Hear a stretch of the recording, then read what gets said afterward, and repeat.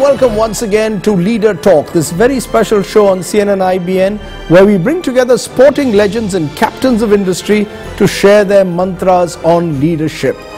Joining us today are two very special guests. Very privileged to be joined by former Sri Lankan captain and one of the legends of Sri Lankan cricket, one of the greatest cricketers his country has produced, Kumar Sangakkara.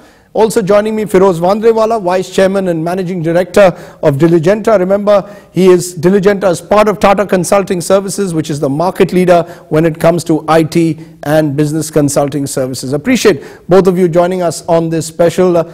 Kumar, let me start with you. You know, whether it's off the field or on it, you exude a certain confidence. And it probably translates into your leadership. You've captained Sri Lanka, you've also given it up, but the confidence has always been there. How important is that, you believe, to being a successful cricketer and a successful captain, to carry almost a confidence without being arrogant? Yes, I think that's the last point you made. Confidence without arrogance is I think, very important, because I believe humility plays a large part in leadership, especially in a cricketing sense. And also that determination that you have, and also that confidence has to come from ability and a confidence in the fact that you prepared well, you're ready, and that you're able to handle and manage the pressures that come with playing cricket the way we do. And when you have that preparation and the confidence in yourself, and that you've been able to pick a group of men or be part of a group of men who are equally adept and able to contribute to a winning cause, I think that's what enables someone to have that confidence. And whether it's on the field or off the field, that positive attitude that we carry, or I carry, is a mixture of all of those things. And even on the field, sometimes, you know, the outward appearance appears calm, but inside you might be thinking about a lot of things. You know, what the situation of a game is it going to rain, or the run rate's going up, what do I do, who do I change, are we in a good position? We might be in a bad position at that time. Does it come from within? Does that positivity and that confidence, were you always like this? No, I don't think so. I think I wasn't always like this, but the real key is to be able to be in control of you know, more importantly of yourself rather than others at most times, and in control of your emotions. So it's something that you develop as you play the game, as you mature, as you experience and share experiences with other people who have gone before you played the game, who've led teams, who leaders in other fields as well, where you learn and you kind of build that your own ideal of leadership, and then you try and exude that when you're off the field or on the field. You know, Kumar Sangakkara is part of an 11-member Sri Lankan team. You're part of an organization, Tata Consultancy, which has 280,000 employees across the world. Now, as part of the senior leadership team, how do you then translate, you know, how do you motivate, inspire 280,000 employees across the world? What does the senior leadership of a company like Tata Consultancy Services have to do to give everyone a sense of, you know, of that positive energy, in a sense that Kumar speaks about? Size to some extent is irrelevant, Rajdeep. I think it's important that all the people in the organization feel a part of the organization. So that really is a culture that you have to build. And culture is not a simple one-person leadership issue. Your leadership is also spread across different layers. So the important thing is for everyone to feel a part of being the family. Today, modern day technology makes a big difference in making that connect with your people. You know, the reason you used a very interesting word, culture. You know, there's been so much talk over the years of the Tata's culture. I mean, you've been with Tata Consultancy Services for 30 years, you know. What is it about this Tata's culture that you believe breeds certain values that you are then able to translate down the line? Since the talk is of leadership, yes, even when we were sort of coming to 100 years of the Tata Group being in existence, we did a lot of soul searching to come up with something that reflects, and we came up with leadership with trust. So I think this whole concept of trust, and obviously leadership in everything that we do, is an integral part of our culture. Also, it's very important for everyone to understand that the world today is talking about corporate philanthropy, You have Bill Gates and Warren Buffett going all over the world, teaching. Let's look at our antecedents. In 1908, Jamshedji Tata was the founder and Tata Steel was the first big venture. Clearly decided that the creation of wealth is a very good thing. The objective of business is to create wealth. The application of the wealth is what is important. So his simple logic in terms of, if you look at leadership and business, was the wealth that you create from the people goes back to the people. So you're a trustee essentially. So you're a trustee of the wealth that you create. But Kumar, in sport it's different. Do you feel yourself as a trustee in a sense for the enormous faith that millions of fans in your countries and across the world have in you and the cricket team? I mean, you're wearing the Sri Lankan cap, you're wearing your country's colors. Do you feel in a sense a trustee for the faith that those fans have in you? I think you're a trustee, you're a torchbearer, and you're an ambassador. You play many roles, very similar. You are carrying on the legacy of cricketers that have gone before you. Have enriched the sport that you played and left it in a better form and a better state for you to inherit. We have the trust of the spectator who expects us to perform to a certain level and certain expectation, and who support us through thick and thin. We're ambassadors of our country, and in Sri Lanka that's been a very unique thing. I think that's inspired a lot of our cricketers to become better. But I wholeheartedly agree with the culture of leadership and a culture of especially a cricket team. I think the Sri Lankan culture of cricket has changed over the years. We've established our brand of Sri Lankan cricket in 1996 with the World Cup, and we've taken it well beyond that by the fact that whenever Sri Lankans play anywhere, it doesn't matter whether we wear the same colors as our opposition, they will recognize the fact that these are the Sri Lankan cricketers that are playing on the field. And that passes across generations? Do you believe that the next generation, the Angelo Matthews and all, are ready to take that culture forward? I think that's what I think we're very proud of. Now, the cricket team doesn't live in isolation. We have a few parts to our cricket. We have the administration behind us. We have a management unit and coaching staff that support the team. So this culture actually has to run throughout the entire system, because however much we try and insulate a cricket team, the administration, the coaching staff, the competency of all of these people affect each other. And I think we need to have that synergy, that trust, as Phiroz put it, between all of us, and that culture has to be one that keeps on striving for improvement. You also mentioned in a sense that you're carrying forward, or anyone who's in a senior leadership position in Tata's is expected really to carry forward the legacy of Jamshedji Tata. Now, how do you do it more than 100 years later? How do you, because you've had to make this transition to becoming a global multinational.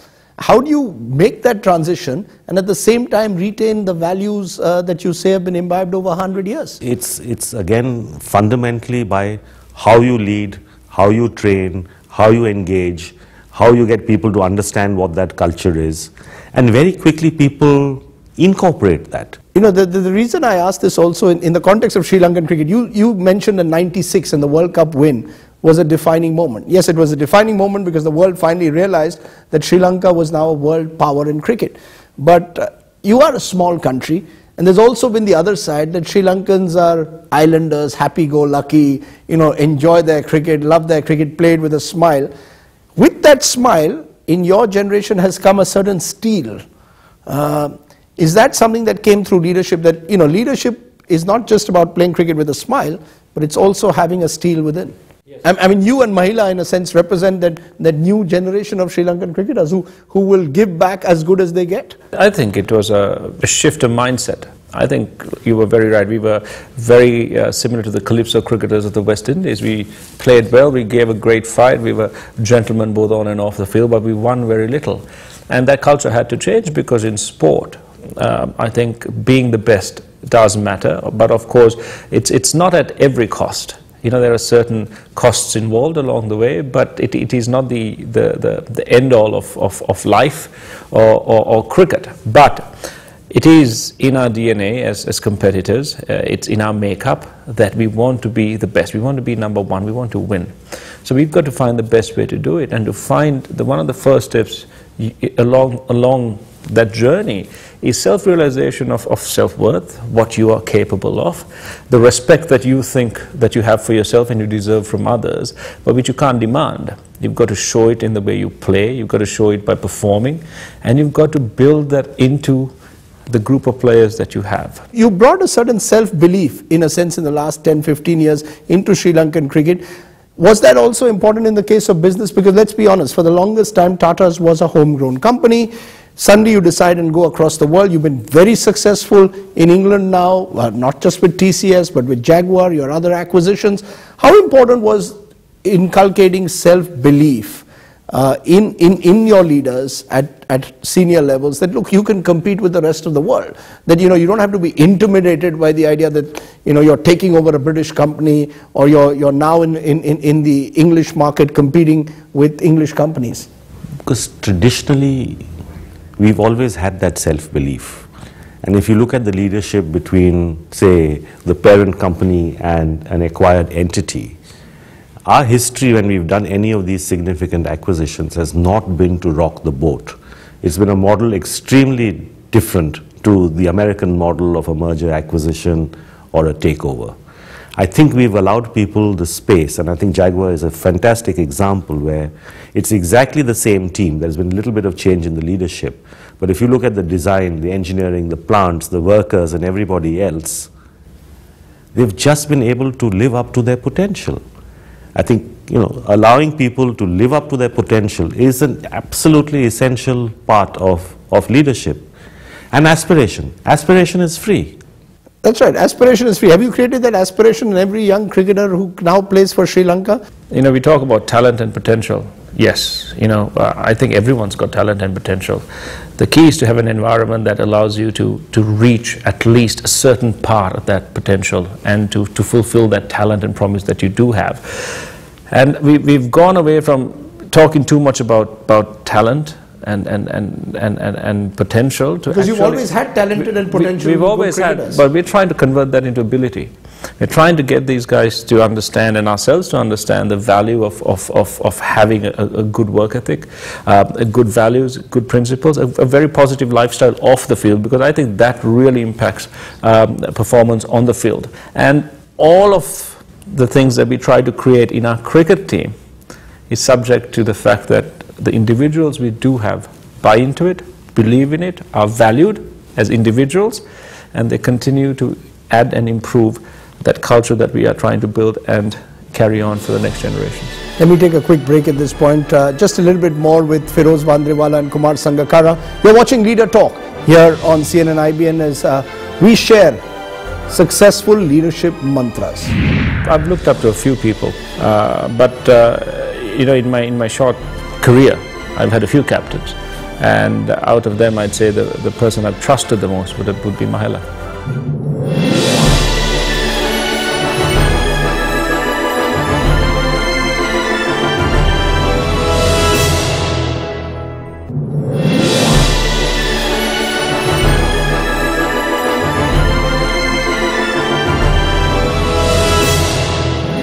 Welcome back. You're watching Leader Talk, where we share leadership mantras with sporting legends and captains of industry. Kumar Sangakkara and Phiroz Vandrevala are with us. Phiroz, leadership at one time was often seen as something which you needed to nurture over the years. How do you nurture a new generation of leaders is a big challenge for any industry. Is empowering. How do you empower younger people?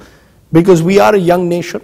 65% of India under the age of 35. Do you believe that companies like Tata's have also realized that you need to empower people at a younger age than perhaps you did 20, 30 years ago? How important is that to business success today? Absolutely. It's reflected in the appointment of the new chairman. Sure. If you take TCS as an example, there is a tremendous amount of work that goes on in identifying potential leaders. Now, this could be a book about what are the attributes that you look for, what are the signs that you look for, what are the actions that people have taken. But there's a clearly well-defined program that tries to identify people who have the potential. You nurture them.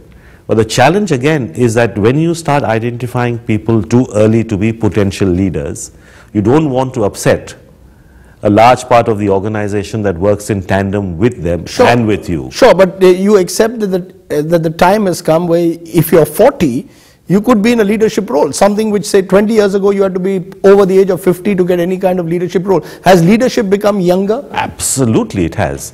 But also, Rajdeep, you have to understand is that the size of business, especially if I look at our example, has just grown manifold. When I was 40, also a potential leader even at that time, the kind of things that I did compared to someone who's 30 today and a potential leader in the same position, from being, when I was 40, we were a 10,000 people organization. Now we are 300,000. So clearly, when you look at the span of... So you get more opportunity, because it's interesting what Sri Lankan cricket has done. You've got two heavyweight captains in you and Mahila Jayawardene, the top two run scorers, and you've gone and appointed someone much younger as your captain. So you're there in the team, and yet you're not the captains of the team. Is that a conscious policy that you need to get the likes of Angelo Matthews or someone in his 20s now to captain a cricket team, unlike in the past? I think one of the reasons why a younger captain in this situation is important is not just because he's younger. I think he's a very capable leader. I think he's going to be a very good captain and a very good leader. But at the same time, you need time to build your own culture or to contribute enough to a culture that you've inherited to improve it and to leave it better for the next or the identified leaders to come to take over. In sports, captains are getting younger. In industry, captains are getting younger. It's only in politics, particularly in India, where you seem to have politicians in their 70s, 80s still aspiring to be Prime Minister. The Prime Minister of India is an octogenarian. Do you believe that in general, even in politics or in public life, would you like to see leadership being taken by younger people? Do you believe there is a premium today on youth, because youth brings energy? How important is it as a leader to have that energy? Absolutely no question. And you referred to the demographic profile of India. Sure. I mean, unless you have leaders who the majority of the demographic profile can relate to, what chance of success do you have? We started with culture as being an important element. Culturally, because of the demographic profile, there will be a much stronger connect. And clearly that is the way for the world to go. But having said that, I think it's also important to understand that the experience of the people who may be older than this generation that we are referring to is something that can't be discounted. Okay, I'm going to ask you one final question to both of you. If there was one thing that you believe a leader must have, if there was one value above all else that you would treasure in the people you've been inspired by, your role models, what is that one value that you look up to in a leader? Trust. It's interesting because you're not the first person to say this on the program, but that's interesting. Do you believe trust, that the leader must be someone who inspires trust? If I had to look up to someone, if I did not trust that person, there would be no question of me looking up to him.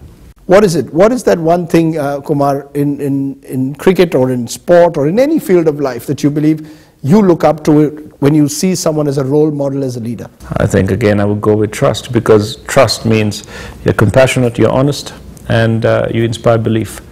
So I think... But trust again has to be expanded, he needs to be inspirational to you, he needs to mean something to you, I mean, you can expand that, but clearly... Do you have any one person in sports, for example, who you've looked up to as a role model when it comes to leadership? Has there been one person who you've said, I've looked up to a few people, in my short career, I've had a few captains, and out of them, I'd say the person I've trusted the most would be Mahila. That's right. Is there anybody in business who you've looked up to? I have said this, and I say this today, and I will probably say it till the end of my life. My all-time hero is Jamshedji Tata. What that man could do in a non-independent India in 1907, and just what he set out to do, how he went about doing it, I don't think there's another equal in my mind ever. Well, India could do with more Jamshedji Tatas even in the 21st century, but it's been a pleasure, Phiroz Vandrevala, Kumar Sangakkara, for joining us on Leader Talk. Thank you so much. Well, that was another episode of Leader Talk where we've shared mantras for success when it comes to leadership. Hope you enjoyed watching. Thanks for watching. Good night. Goodbye.